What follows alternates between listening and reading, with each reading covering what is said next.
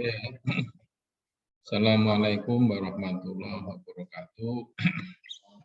Pada mahasiswa hubungan internasional semester 4 pengampu peserta ya mata kuliah perbandingan politik. Semoga sekali lagi kita senantiasa dalam kebaikan dan keberkahan serta dalam lindungan dan ridha Allah ya. Allah tetap istiqomah dan kita insya Allah ya akan mendapatkan gelar yang paling tinggi yaitu Husnul Khotimah. Oke. Pada kesempatan ini ya saya akan mencoba memberikan beberapa catatan ya. Pertama terkait dengan resensi buku ya.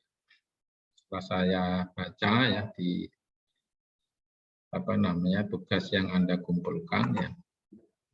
Memang ada beberapa hal yang memang perlu dibenahi ya. Hanya sebelumnya yang perlu saya sampaikan ya, bahwa perlu saya ingatkan bahwa mata kuliah perbandingan politik ya itu paling tidak satu ya, memahami konsep dan sistem teori sistem politik. Dan itulah relevansinya, pentingnya ya. Anda harus membaca buku-buku tentang perbandingan politik itu secara lengkap, secara komprehensif. Sehingga apa yang diharapkan ya dari buku itu, pertama mampu menganalisis sistem politik antar negara satu dengan negara yang lain, terutama antara negara Indonesia ya dengan negara lain. Bisa negara Indonesia dengan negara dibandingkan dengan negara yang ada di ASEAN, di Asia atau di Eropa, atau di Amerika dan sebagainya ya sesuai dengan program studi Anda ya, yaitu hubungan internasional itu di situ. Makanya apa sih yang poin-poin penting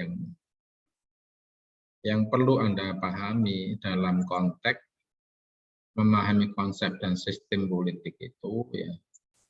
Seperti yang sudah saya jelaskan ada 14 poin. Apa yang dimaksud dengan sistem politik, ciri-cirinya apa, hubungan sistem politik dengan lingkungannya bagaimana, kemampuan sistem politik bagaimana, fungsi-fungsi input dan output bagaimana, terus pembangunan politik itu maksudnya bagaimana, sisi budaya politik, aspek partai politik, kelompok-kelompok kepentingan yang ada di negara itu, struktur politik, sistem demokrasi, pembagian kekuasaan, pemerintahan konstitusional dan rule of law ya. Itu di situ. Maka sebagai ilustrasi ya, saya coba mengambil 4 variabel saja. Satu, tentang kemampuan sistem politik. Antara negara yang satu, negara yang kedua itu bagaimana. Yang kita maksud dengan kemampuan sistem politik itu adalah kemampuan ketika mereka menghadapi tantangan-tantangan. Baik ketika menghadapi krisis ekonomi, krisis politik, ya, krisis global itu, sejauh mana antara kemampuan negara satu dengan negara yang lain itu saya kira akan berbeda antara yang satu dengan yang lain. Yang kedua itu adalah tentang fungsi dan input, fungsi input dan output. Artinya untuk melihat sebuah sistem politik suatu negara itu juga bisa dilihat selain dari kemampuan sistem politik secara umum ya, yaitu ya kemampuan menghadapi krisis ekonomi, kemampuan menghadapi krisis politik, menghadapi krisis global ya. Memang nanti bisa aja negara yang satu bisa eksis, negara yang lain bisa berkuku yang bisa berjatuhan, bisa rapuh. Ya. Atau bagaimana ketika masih menghadapi krisis ekonomi misalnya dengan hutang yang semakin banyak, ada yang disebut dengan negara gagal ya, ada yang disebut dengan negara gagal. Itu menyangkut soal kemampuan sistem politik. Yang kedua itu adalah variabel tentang fungsi input dan output. Yaitu bagaimana kemampuan suatu negara itu melakukan konvergensi, tuntutan-tuntutan, aspirasi yang berkembang dalam sebuah negara itu, sehingga nanti melahirkan sebuah kebijakan, peraturan-peraturan yang membawa kepada negara itu lebih baik. Ya. Sehingga nanti muncul ada yang menggunakan cara-cara otoriter, ada yang menggunakan cara-cara demokratis, ada yang menggunakan cara-cara lain. Itu akan terlihat. Ya. Bagaimana untuk melakukan input dan output tadi, itu terlihat. Apakah menggunakan cara otoriter, apakah dengan cara demokratis, itu akan terlihat. Itu dengan melihat variabel input dan outputnya antara negara satu dengan negara. Oke. Juga yang sama penting misalnya dalam variabel pembangunan politik.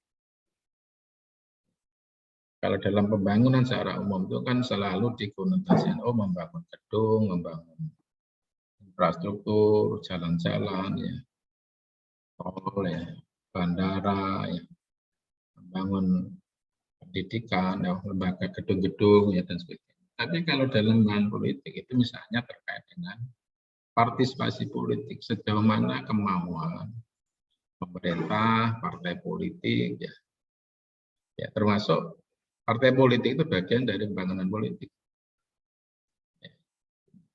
Bagaimana menumbuhkan partisipasi politik, partisipasi masyarakat dalam proses politik itu bagian dari pembangunan politik.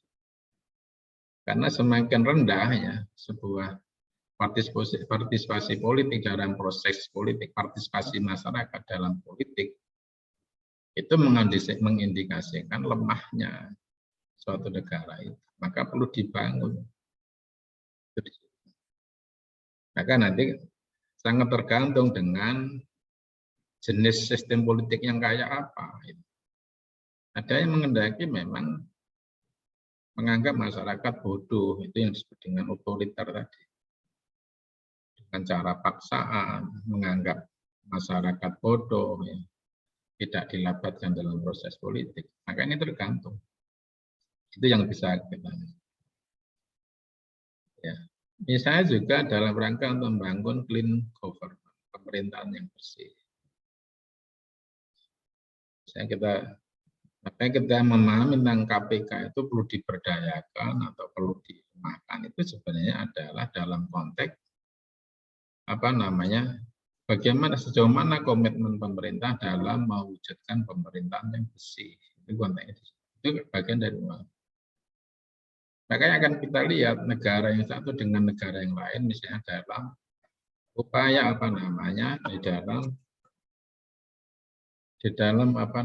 mewujudkan sebuah pemerintahan bersih itu sejauh mana keinginan mereka, goodwill-nya, ya, kemauan-kemauan mereka itu seperti apa. Itu akan terlihat antara negara satu negara. Yang kedua adalah tentang budaya politik. Ini saya ilustrasikan kayak private gate, ya, misalnya ada priai, ada abangan, ada santri, ada budaya politik yang liberal, ada yang budaya politik komunis dan sebagainya. Itu kan terlihat ya antara negara satu dengan negara yang lain. Maka untuk sampai ke sini ya, sampai kita punya kemampuan untuk membandingkan itu, maka saya menyarankan kepada Anda itu untuk untuk melakukan yang namanya review, resensi itu ya. Ya. Oke, ini ya. Makanya apa yang ini sebenarnya saya ingin Anda itu tidak hanya maksud saya tidak sekedar kejar tayang. Saya misalnya minta silakan nanti 35 halaman. Bukan itu yang saya maksud ya. Intinya itu Anda membaca keseluruhan dari buku ini. Saya ambil contoh yang dilakukan oleh Azil Fakhi, Hasfi Wazani Sagala. Ini agak lebih mendekati ya. Artinya misalnya saya mengatakan begini, tolong diperjelas identitas buku. Ada fotonya, foto. Ini jelas ini, punyanya Kenneth Newton dan John W. Van Dat, ya. Perbandingan sistem politik antara teori dan fakta. A Foundation of Comparative Politics. Ditulis oleh Newton Kenneth, ya. Newton Kenneth dan John W. Van Dat, ya. Cetakan keberapa.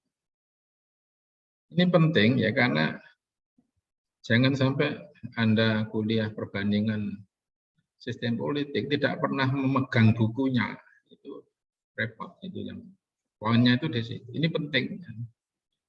Baru yang kedua, poin yang penting ketika Anda melakukan resensi buku itu, ya, di samping tahu berapa jumlah halaman, itu ada 12 bab, itu sudah bagus. Misalnya buku perbandingan sistem politik, teori dan fakta yang ditulis oleh ini ada 12 bab. Dalam buku. Yang pertama adalah tentang perkembangan negara modern. Itu dilihat aja, intinya itu apa, nggak usah banyak-banyak. Ya, caranya bagaimana Anda baca semua, satu bab satu itu dibaca semua, terus baru intinya apa, gitu loh, nggak usah. Jangan mengutip. Misalnya perkembangan negara modern. Itu antum baca dulu ya, satu bab itu, baru kesimpulannya apa, nggak apa-apa kesimpulan. Tapi itu dari kesimpulan itu dari Anda membaca keseluruhan buku. Salah nggak apa-apa. Yang kedua misalnya tentang negara demokrasi. Apa yang ingin dijelaskan oleh siapa tadi, Kenneth Newton tadi ya, tentang negara demokrasi. Dibaca dulu seluruh bab 2 itu, terus baru ringkesannya apa, itu yang ditayangkan. Nah, ini pelan-pelan ya, tidak mudah saya dibaca. Ya. Makanya saya ngasih kesempatan waktu itu 6 hari baca buku ini. Satu buku 6 hari itu kan normal. Kemudian yang berikutnya adalah perubahan dan kegigihan. Benar ya. Perubahan dan kegigihan. Sejauh mana sebuah sistem politik melakukan adaptasi terhadap perubahan politik. Atau bagaimana sebuah sistem politik itu mampu mempertahankan. Iya. Hal yang sama tentang konstitusinya, ya. Kemudian presidensial atau parlementer, itu dibaca dulu babnya itu secara lengkap. Ya. Terus pemerintahan multi level, internasional, nasional dan subnasional, itu coba diinikan. Kemudian yang berikutnya adalah implementasi birokrasi publik itu kayak apa, dibaca dulu ya, terus disikap perilaku, sikap dan lain-lain dibangun di atas materi dan kepentingan bersama atau idealnya dipilih individu dari rasa identitas. Maka dari itu sikap nilai umum sangat berkaitan dengan ini, coba dibaca ya. Kemudian yang sebelah itu kelompok tekanan dan gerakan sosial atau yang disebut dengan kelompok kepentingan tadi. Dibaca, kemudian media massa, sejauh mana faktor media massa itu berkontribusi, berpengaruh terhadap sebuah sistem politik di setiap negara, kemudian yang 11 itu pemilihan dan pemulihan, itu menarik ya. Apa sih fungsi pemilihan umum ya dalam 10 September itu baru tentang posisi partai politik. Ada 12-nya. Jadi tolong ya, ada sekian bab, masing-masing bab itu kandungannya. Untuk menangkap kandungannya itu dibaca dulu, baru antum memahami intinya kayak apa. Itu ya kira-kira yang apa namanya, yang coba saya saya sampaikan ya dari beberapa catatan itu. Tolong sekali lagi dibenahi dalam waktu 3 hari ini ya.